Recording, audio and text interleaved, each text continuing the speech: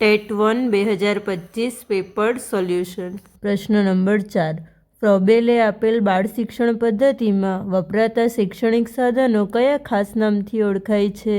તો સાચો જવાબ આવશે ફ્રોબેલની બક્ષિસ, ઓપ્શન ડી।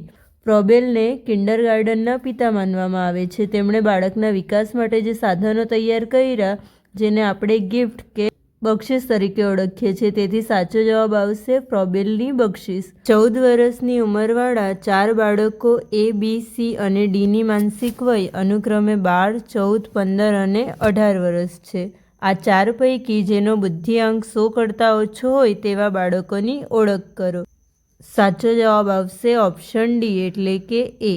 હવે આપણે બુદ્ધિઆંક કઈ રીતે શોધાય તે જોઈશું। તો બુદ્ધિઆંક શોધવાનું સૂત્ર નીચે મુજબ છે કે માનસિક વય એના છેદમાં શારીરિક વય ગુણ્યા 100। તો બધા બાળકોની શારીરિક ઉંમર અહીં કેટલી છે? 14 વર્ષ। તો પ્રથમ બાળક એ માટે આપણે શું કર્યું? તો આ પ્રથમ બાળક જે એ છે તેની માનસિક વય 12 છે, એના છેદમાં 14 શારીરિક વય ગુણ્યા 100।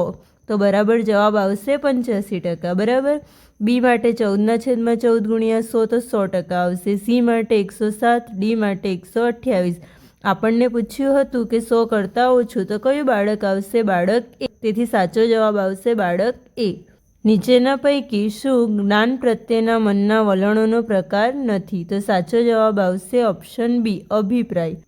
મનોવિજ્ઞાન મુજબ સંશય એટલે કે ડાઉટ, માન્યતા, નિશ્ચિતતા એ 3 મનના વલણનો પ્રકાર છે, જ્યારે અભિપ્રાય એ વ્યક્તિગત દ્રષ્ટિકોણ હોઈ શકે, તેથી તે જ્ઞાનના વલણ તરીકે સ્વીકાર્ય નથી। આનુવંશિક લક્ષણોનું ચોક્કસ ઉંમરે આપમેળે થતું પ્રગટીકરણ એટલે? તો સાચો જવાબ આવશે પરિપક્વતા।